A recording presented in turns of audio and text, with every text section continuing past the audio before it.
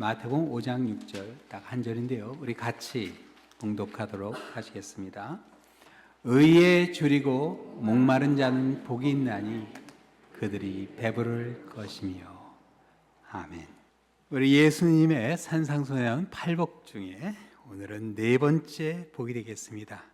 의에 줄이고 목마른 자의 복. 배가 부르게 된다 이렇게 말씀하시는데 이건 만족을 의미합니다. 우리 지난주 한 주 쉬었기 때문에 우리 그 전에 있었던 그 첫 번째, 두 번째, 세 번째 복 우리 한번 복습해 보시겠는데요. 네. 우리 심령이 가난한 자에게는 어떤 복이 있어요? 천국의 복이. 애통하는 자에게는 어떤 복이요? 위로 받는 복이 있고, 온유한 자에게는 어떤 복이 있죠? 땅을 기업으로 받는다 했습니다. 오늘 의에 줄이고 목마른 자의 복, 배부르게 된다. 이 배가 부르다 하는 것은 만족함이에요. 그렇죠? 일단 배가 부르고 나면 뭘 더 먹을 수가 없게 됩니다. 그렇죠? 우리 뷔페 가는 거 좋아하시죠? 뭐 산해짐이 그냥 끝도 없이 먹을 것 같은데 몇 번 갔다 오면 더 이상 보는 것도 막 부담스러워지지. 배가 부르면 더 이상 먹을 수가 없는 거예요. 여러분, 그게 만족감입니다. 만족감. 꽉 차는 듯한 그런 만족감. 우리 신앙생활 하면서요, 이 만족감이 있어요. 이게 없으면 사람들이 방황합니다. 여기저기 기웃거리기 시작해요. 이 채워지지 않으니까. 이 한 주를 시작하면서 이 만족함이, 배부름이 여러분과 함께 하시기를 우리 주님의 이름으로 축원합니다. 의에 줄이고 목마르다 할 때 이 의는 사람들이 흔히 생각하는 그런 공의나 정의는 아닙니다. 이 원문에 보면요, 재밌어요. 이 의 앞에 디카요시네라는 이 헬러 앞에 정관사가 붙어 있습니다. 그러니까 의에 줄이고 목마른 자가 아니라 이걸 글자 그대로 번역을 하면 그 의에 줄이고 목마른 자에 보게 돼요. 어떤 의를 말씀하시는 걸까요? 그 다음 장에 보면 예수님께서 어떤 말씀을 하시냐면요, 그의 나라와 그의 의를 먼저 구하라는 말씀인데, 바로 그 의, 하나님의 의를 가리킵니다. 하나님의 의에 줄이고 목마른 자는 어떤 복을 누려요? 배부름을, 만족함을 누린다. 그건 내가 노력을 해서 받는 게 아니라 하나님이 주시는 축복입니다. 하나님이 주시는 축복이에요. 세상 사람들이 말하는 의는 시대나 상황에 따라 변할 수가 있죠. 그러나 죄인을 벌하시며 의인을 보호하시는 하나님의 심판과 구원을 기준으로 한 하나님의 의는 불변합니다. 그래서 의에 줄이고, 그 의에 줄이고 목마르다 하는 말은 그 하나님의 심판과 구원을 간절히 바라는 그 마음이 됩니다. 하나님의 공의를 간절히 바라는 마음. 그래야 이 육신적인 줄임과 목마름은 좀 쉽게 해결될 수 있죠. 밥을 먹고 물을 마시는 순간 사라집니다. 일단 배가 부르면 언제 그랬냐는 뜻이 배고픔을 잊고, 물을 마시면 목마름도 잊어버립니다. 그러면 의에 줄이고 목마름 또한 정의가 실현되면 그 순간 만족될 수 있는데, 문제가 있죠. 우리 현실에 이 정의가 우리 현실에서 실현되지 못하는 문제예요. 이 정의를 어떻게 설명하냐? 이 정의란 인간관계 가운데 각 사람에게 주어진 몫을 평등하게 누리는 것을 정의라고 합니다. 인간관계 가운데 나 혼자 있으면 정의가 무인도에 혼자 사는데 무슨 정의가 필요하겠어요? 나 혼자 있는데. 그러나 우리가 이렇게 공동체 안에 있을 때 이 정의는 뭐냐면, 우리의 관계 가운데 각 사람에게 주어진 몫을 평등하게 누리게 될 때 그걸 정의라고 합니다. 이게 다 똑같은 대우를 받는 거 아니에요. 열심히 일한 사람과 그렇지 않은 사람이 똑같은 대우를 받는다면 그건 정의가 아닙니다. 부당한 거죠. 주어진 몫을 힘이 있으나 없으나 출신 배경에 상관없이 자신의 몫을 평등하게 누리는 세상, 그 세상이 정의로운 세상입니다. 문제는 이런 정의로운 세상을 꿈꾸며 이 정의를 실현하기 위해서 우리가 노력을 하는데, 이게 노력을 하면 할수록 이 정의를 이루기 위해서 우리가 힘을 쓰면 쓸수록 정의롭지 못한 우리의 현실을 직시하게 되고, 그러다 보면 사람들이 실망합니다. 체념하게 돼요. 그냥 세상이 다 그런가 보다 그렇게 생각할 수 있어요. 근데 그 정의를 실현하기 위해서 이렇게 노력을 해보는 건 참 중요합니다. 결국 그 끝에는요, 윤리적인 파산을 하게 돼 있어요. 하나님이 도와주지 않으시면 불가능하구나, 그런 결론을 내요. 킬케고르가, 이런 신학자가 이런 결론을 내려요. 그 윤리적인 파산을 해야 사람이 비로소 믿음에 의지하게 된다고.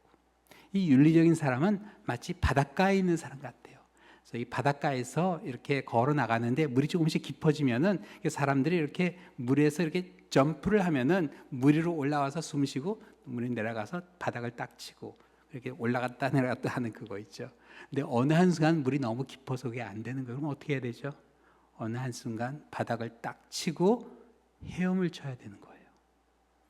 그래서 이 윤리적인 그 바닥을 모르면은 헤엄을 칠 수가 없게 되는 거예요. 정의롭지 못한 우리의 현실을 직시하게 될 때 실망하고 체념할 수 있어요. 그런데 그게 시작이 되는 거예요. 요한복음 4장에 보면 그걸 체험한 한 여인의 이야기가 나오죠. 수가란 마을에 살고 있는 여인이었어요. 이 여인은 결혼을 무려 5번이나 하고, 당시 살고 있던 남자도 결혼을 한 게 아니라 그냥 동거하고 있는 그런 사람이었어요. 보수적인 근동사회에서 이 여인을 어떻게 평가했을지 여러분 생각해 보셨어요? 그 동네 사람들 이 여인에 대해서 정말 수도 없이 많이 이 여인을 비난하고 왕따했겠죠. 우물가에 쉬고 계시던 예수님께서 이 여인이 나오는데 이 여인에게 물을 좀 달라 하니까 이 여인이 보통 사나운 게 아니에요. 예수님에게 어떻게 유대인이 돼서 사마리아인 나에게 물을 달라 할 수 있냐면서 거의 싸울 기세로 달려듭니다. 근데 예수님께서 어떤 제안을 하시죠? 한 번 마시면 다시는 목마르지 않는, 여기 다시 나올 필요 없게 되는 그런 물이 나에게 있다. 그러니까 이 여인이 귀가 솔깃해져요.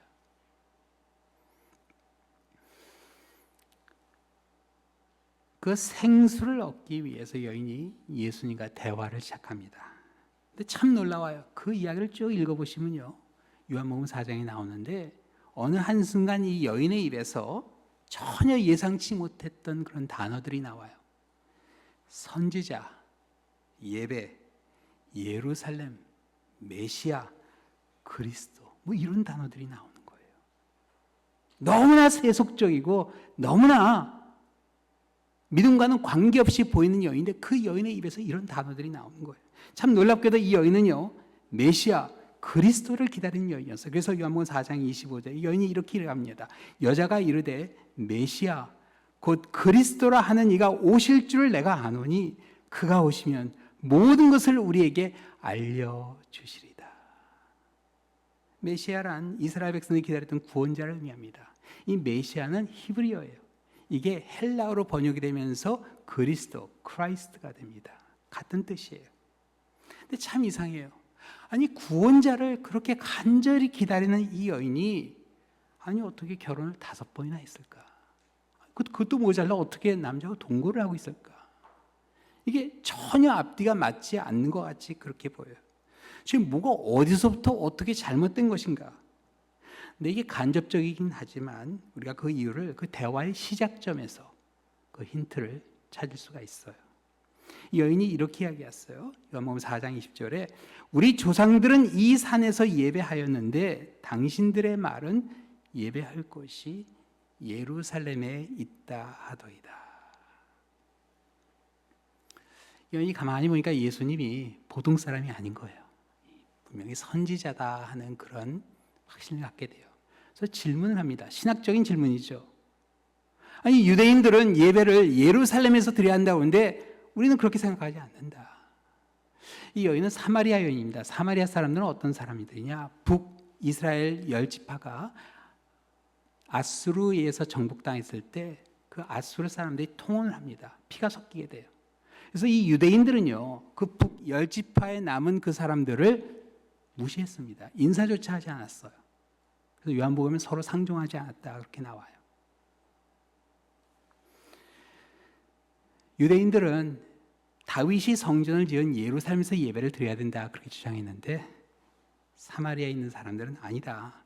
야곱의 우물이 있는 그리심 산에서 하나님께서 축복을 내주셨는데 그곳에서 예배를 드려야 된다. 그래서 의견이 갈린 겁니다.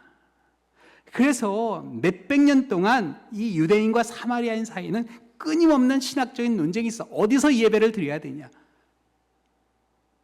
아마 여인에게 비친 그 어른들의 모습, 신앙인의 모습은요, 그렇게 맨날 만나면 싸우는 모습 어땠을까요? 이제 우리 이민교회가 많이 성숙해졌습니다. 예전에 그런 모습 이제 많이 사라졌어요. 과거에 사실 그래요. 많은 2세들이 교회를 떠난 이유 중에 하나가 교회에서 하도들 싸우니까, 그런 갈등 가운데 교회가 그냥 멀어지는 거예요. 멀어지는 거예요.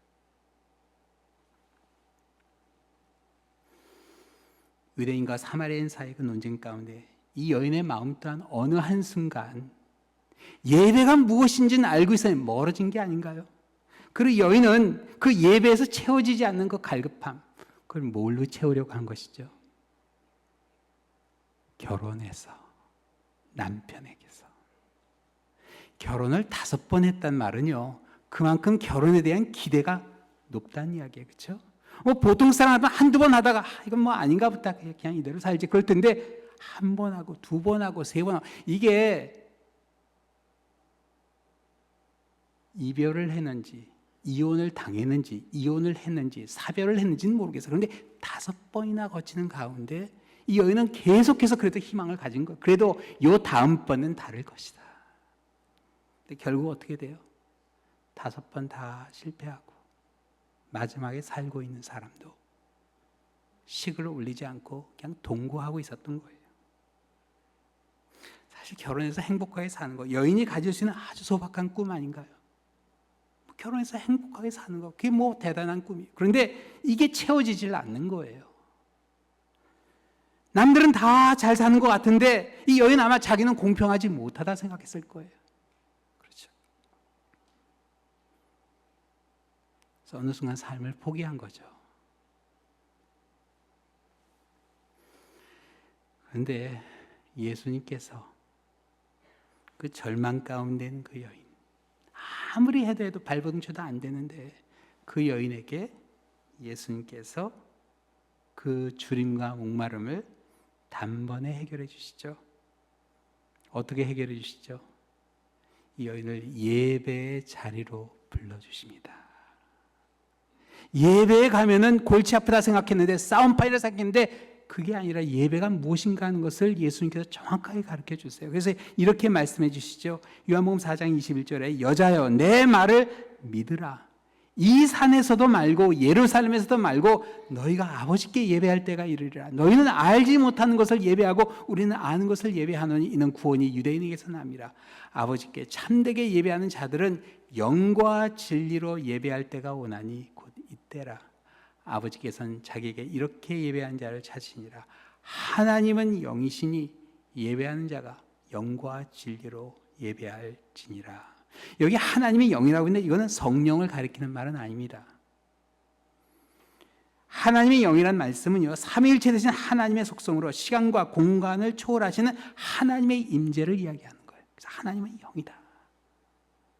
중요한 것은 어디서 예배 드리는 것이 아니라 그 시간과 공간을 초월하는 하나님의 임재를 지금 네가 느끼고 있냐? 그럼 넌 지금 예배하고 있는 거다. 그래서 이 여인을 다시 예배의 자리로 인도해 주세요. 의에 줄이고 목마랐던 이 여인의 마음이 하나님의 임재로 채워지게 될 때 이 여인의 삶에 어떤 변화가 일어나죠? 사람들 볼까 두려워 그냥 혼자 몰래 정오에 뜨거운 땡볕에 물길로 나오던 여인이 그 물동이 다 내팽개치고 마을에 들어가서 그 마을 사람들을 예수님께 인도합니다. 그 자기를 맨날 비난하고 욕하고 뒤에서 그렇게 말했던 그 사람들 얼마나 미워요. 그런데 그 사람들에게 구원자를 만났다고, 메시아를 만났다고, 같이 나가서 메시아를 만나자고 전도합니다. 하나님의 의로 배부름을 얻은, 만족함을 얻은 사람의 모습은 이런 모습이에요. 우리가 살고 있는 세상은 끊임없이 불의가 일어나고 있어요. 근데 이 세상을 바라보시는 하나님의 마음이 어떨지 생각해 보셨나요? 이 세상에 있는 악한 자를 다 없애버리고 심판하는 것이 하나님이 원하신 일일까요? 그럴 것 같지 않아요. 만일 그렇다면 지구상에 살아남을 사람이 어디 있겠습니까? 죄 없는 사람이 어디 있겠어요? 우리 다 그 심판의 대상 아닌가요? 하나님이 지금 어떤 마음으로 우리가 살고 있는 이 세상의 불의를 바라보고 계시는지 에스겔서 33장에 이렇게 말씀해 주세요. 너는 그들에게 말하라. 주 여호와의 말씀이니라. 나의 삶을 두고 맹세하노니 나는 악인이 죽는 것을 기뻐하지 아니하고 악인이 그 길에서 돌이켜 떠나 사는 것을 기뻐하노라. 이스라엘 족속아 돌이키고 돌이키라. 너희 악한 길에서 떠나라. 어찌 죽고자 하느냐 하셨다 하라. 우리는 영화 볼 때 아주 자나무다한 악당이 아주 그냥 끔찍하게 죽으면 다들 어떻게 하죠? 막 환호성을 지르고 박수를 쳐요. 그런데 하나님은 안 그러세요. 안타까워하세요. 그 악인이 죽는 것을 기뻐하지 아니하신다 이야기하세요. 그 악인이 돌이켜 악한 길에서 떠나 하나님께 돌아오기를 원하세요.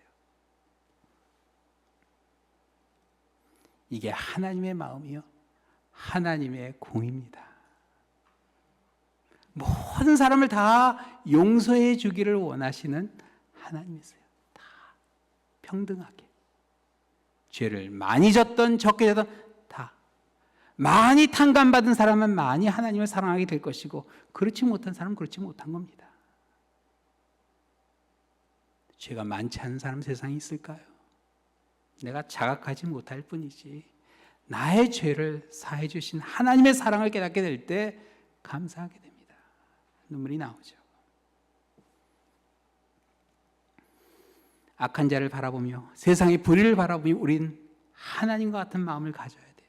창세기에 보면 하나님과 같은 마음을 가졌던 사람이 한 사람 나오는데 바로 아브라함이었죠. 하나님께서 아브라함에게 하루는 소돔과 고모라를 심판하시겠다. 그 죄가 그냥 만연한 그 두 도시를 심판하시겠다고 하자 아브라함이 어떻게 하죠? 하나님 잘하셨습니다. 그 두 도시가 정말 너무나 윤리적으로 물러나는데 그런 도시는 당장 심판하셔야 돼. 너무 오래 기다리셨어. 그러지 않았습니다. 어떻게 하죠? 하나님, 그 도시에 의인 50명이 있어도 그 도시를 심판하시겠습니까? 하나님이 아니다. 50명 있으면 내가 안 하겠다. 그러니까 아브라함이 어떻게 하죠? 50명이 좀 불안한 거예요. 그래서 이거 깎기 시작해요. 그래서 몇 명까지 내려가요? 10명까지. 참 대단해요. 그렇죠? 여러분 50불짜리 물건을 10불로 깎았다고 생각해 보세요. 이게 중동 사람들의 흥정입니다. 그런데 왜 아브라함이 10명에서 멈췄을까? 그래도 한 사람 확실하게 알고 있잖아요. 하나님, 한 사람이 있어도 멸망하지. 그래, 왜 그걸 안 했을까? 근데 한 사람이 있어도 멸망시키셨습니까? 그 제안을 했으면 하나님이 허락해 주셨을까요? 허락해 주셨을 것 같아요. 왜냐하면 훗날 하나님께서 유다의 멸망을 안타까워하시면서 어떤 말씀하셨는지 아세요? 에스겔서 22장에 이렇게 말씀하셨어요. 이 땅을 위하여 성을 쌓으며 무너진 데를 막아서서 나로 하여금 멸하지 못하게 할 사람을, 한 사람입니다. 그 무너진 데를 서서 내 심판을 혼자서 그냥 맨몸으로 막아설 사람 한 사람을 찾았는데 하나님께서 그 사람을 찾지 못하신 거예요. 의인 한 사람을 찾지를 못한 거예요. 그래서 어떻게 하셨어요? 내가 그 가운데 찾다가 찾지 못하였으므로 내가 내 분노를 그들 위에 쏟으며 내 진노를 불러 멸하여 그들 행위대로 그 머리에 보응하였느니라. 주 여호와의 말씀이니라. 아브라함과 같은 한 사람을 찾으시는 하나님이십니다. 악인을 죽기 원하시는 하나님이 아니라 그들이 회개하고 하나님의 품으로 돌아오기를 원하시는 하나님이세요. 그래서 이사야서 55장에 이사야 선지자는 하나님의 이러한 마음을 이렇게 선포하죠. 너희는 여호와를 만날 만한 때 찾으라. 가까이 계실 때 그를 부르라. 악인은 그의 길을, 불의한 자는 그의 생각을 버리고 여호와께로 돌아오라. 그리면 긍휼히 여기시리라. 우리 하나님께로 돌아오라. 그가 너그럽게 용서하시리라. 막 정의를 추구하다 보면요, 정말 솔직하게 의를 갈급해 하다 보면요, 문제는 내 주위에 있는 사람이 아니라 우리 자신임을 깨닫게 됩니다. 아, 내가 의롭지 못하구나. 그걸 깨닫게 돼요. 그랬을 때 이 말씀이 복음이 되죠. 죄를 지으면 돌아올 생각도 하지 마라가 아니라 돌아오라. 악인은 그의 길을, 불의한 자는 그의 생각을 버리고 돌아오라. 그리하면 그가 긍휼히 여기시리라. 용서해 주시겠다고 하나님께서 약속하세요. 너그럽게 용서하시리라. 너그럽게 용서하시리라. 하나님의 의에 줄이고 목마른 성도는 사회 정의를 외치는 그런 사람들 아닙니다. 정죄하는 마음이 아니라 죄인들이 돌아오기를 기다리시는 하나님의 의가 이루어지기를 바라는 마음이에요. 그 가운데 만족감이 있게 돼요. 이 교단 모임에 갔는데 저녁에 제가 존경하는 목사님과 같이 방을 쓰게 됐어요. 한참 선배님인데 이제 부담이 되더라고요. 밤에 코를 좀 골 텐데 선배 목사님 잠을 설치시면 어떡하나. 하여튼 신경이 많이 쓰였어요. 그런데 그날 이제 이런저런 얘기를 하다가 그 목사님이 교회 옮기신 얘기를 하더라고요. 교회를 아주 근사하게 멋있게 지셨어요. 처음에 그 교회 가서 막 작은 교회 빌딩에서 열심히 목회를 하는데 막 이제 사람들이 막 이제 모이기 시작하는데 정말 막 신이 나더래요. 그래서 이 장로님들하고 같이 상의하고 교인들이 상의해서 이제 더 큰 곳으로 이제 교회를 이전하기로 그렇게 결정하셨어요. 물론 그 교회당 참 정든 곳이지만 정말 구석구석 손때 묻은 그 곳이지만 그래도 그것을 이제 정리하고 사람들이 너무 많으니까 감당이 안 되니까 이제 큰 곳으로 이사를 가야 되겠다. 그래서 이제 잘 계획을 하고 교회 건물을 부동산 리스트에 올리셨다고 그래요. 근데 얼마 후에 거의 동시에 오퍼가 들어왔어요. 두 개가. 첫 번째는 근처에 있는 작은 교회였는데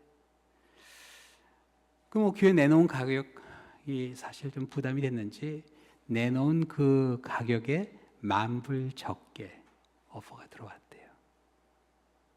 근데 다른 두 번째 오퍼는 그대로 들어왔어요. 내놓은 그 가격에. 근데 문제는 머슬림이었어요. 자, 이걸 놓고 이제 당회에서 얘기를 하는데 이게 뭐 입장이 조금씩 갈리는 거예요. 왜냐하면 이제 더 큰 빌딩으로 가려면 재정적인 부담이 있잖아요.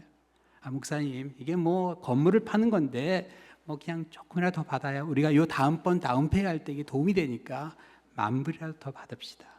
또 그런가 하면 또 개중에는 이게 그래도 우리가 이 정든 교회인데 이 교회가 어떻게 회교도 사원이 되는 걸 우리가 어떻게 볼 수 있냐고. 이건 아니라고. 목사님도 그 후자에 속해서 이러면 안 되겠다. 우리가 10,000불 손해 보더라도 우리가 첫 번째 그 오퍼를 받자고. 이게 옥신각신하다 결국 어떻게 결정이 내렸을까요? 10,000불 더 받는 걸로. 목사님이 너무 속이 상해서 이 목사님이 되게 다혈질적이세요. 결정을 내리고 목사님이 전 그러면 사임하겠습니다. 사임하셨어요. 아, 여러분 생각해 보세요. 이 상황이 어떤 상황? 지금 교회가 막 부흥하는 가운데 다들 기뻐하고 너무 감격되는 그런 순간인데 목사님이 덜컥 사임을 하게 된 거예요.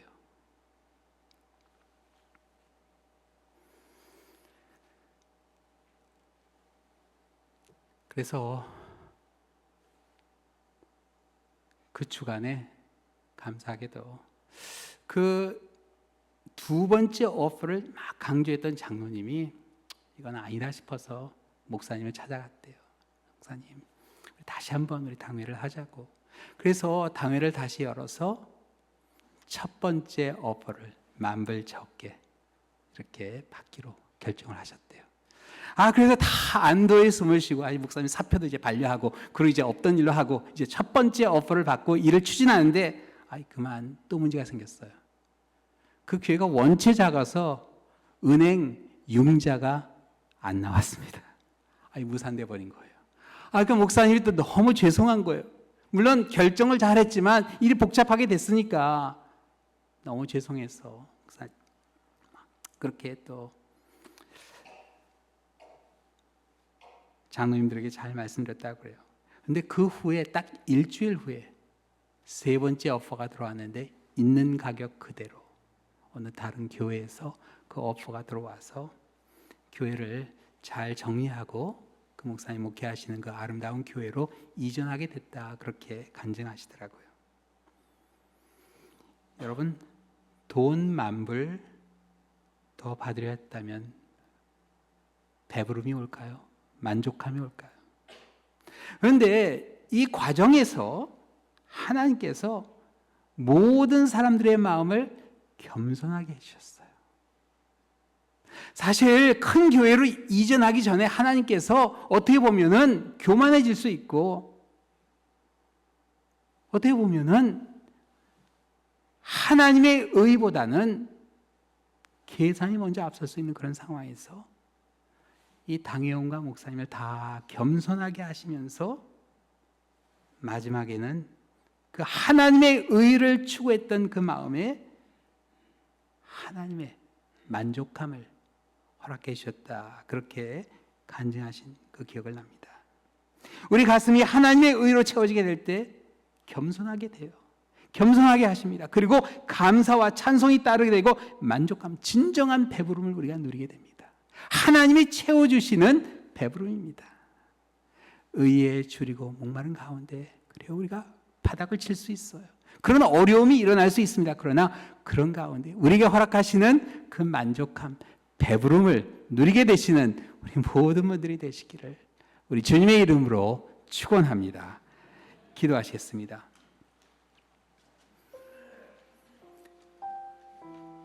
사랑의 하나님 아버지, 어느 한순간 하나님의 의를 이루기 위해서 발버둥 치지만 저희들의 능력으로는, 저희들의 힘으로는 그 현실이 이루어지지 않는 가운데 실망하고 좌절할 때가 있습니다. 그러나 그런 가운데서도 우리를 겸손하게 하여 주시고 그 가운데 부어주시는 하나님의 은혜를 체험하며 하나님의 손길에 감사하게 해주시고 찬양하며 배부르게 하시고 만족하게 하시는 하나님의 그 은혜를 저희들 체험하게 하여 주시옵소서. 의에 줄이고 목마른 간절한 마음으로 저희들 항상 하루하루 살아갈 수 있도록 우리의 마음을 주관해 주시고 인도하여 주시옵소서. 모든 말씀 예수 그리스도의 이름으로 기도하옵나이다. 아멘. 함께 일어나서 찬양 드리겠습니다. 마음이 상한 자를 고치시는 주님, 하늘의 아버지 날 주관하소서. 주의 길로 인도하사 자유케 하소서.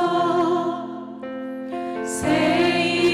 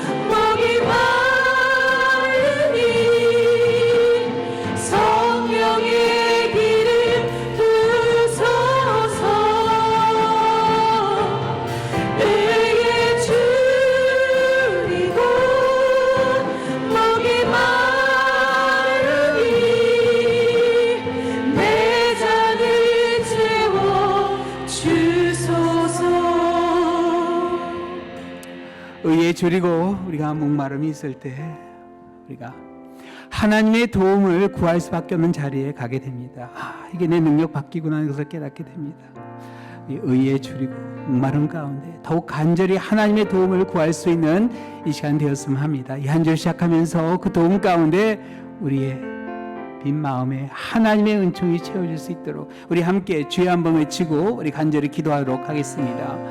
주여 아버지 역사하여 주셨소. 아버지 옳은 것을 선택하기 위해서 여기 아버지 우리의 생각대로 안 되고 오히려 모든 것이 다 망가져버린 듯한 느낌이 들 때가 있습니다. 아버지 그러나 그런 가운데서도 우리에게 가장 좋은 것을 채워주시고 우리를 겸손하게 하시는 가운데 인도하시는 하나님의 그 은총이 있음을 기억하게 하여 주셨소. 아버지 주님의 손길 가운데 우리의 삶 아버지 새로워지게 하여 주시옵소서. 채워주시는 하나님의 은총이 아버지 배부르게 하시는 하나님의 놀라운 은혜가 아버지 우리의 삶 가운데 임하게 하여 주시옵소서. 우리 성도들의 삶 가운데 아버지께서 역사하여 주시고 인도해 주셔서 진정으로 주님을 바라보게 하여 주시고 아버지 하나님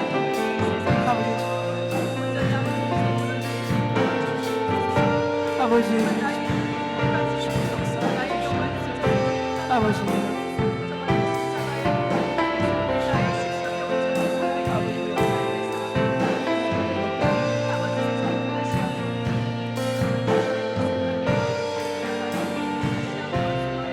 우리 한 번 더 기도하겠습니다. 기도하실 때 의에 줄이고 목마른 그런 순간이 올 때 정말 우리가 우리 자신이 죄인이라는 사실을 정말 너무나 확실하게 깨닫게 됩니다. 주위에 있는 사람들을 탓할 게 아니라 우리 자신의 문제가 있음을 깨닫고 정말 우리 주님 앞에 회개하며 돌아오게 될 때 채워주시는 그 하나님의 그 만족함을 우리가 누리게 됩니다. 우리 시간 다시 한번 우리 한번 기도하실 때 하나님 제가 죄인입니다. 저를 용서해 주시고 긍휼히 여겨 주시옵소서. 제가 돌아오기를 바라시는 하나님의 은혜가 너그럽게 용서해 주시는 하나님의 은혜가 있음을 믿습니다 하는 기도를 우리 한 번 더 드리도록 하겠습니다.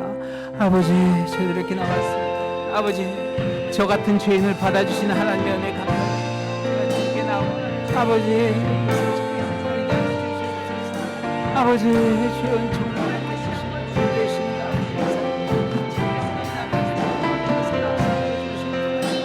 아버지 주께서 역사해 주시고 인도해 주시고 아버지께서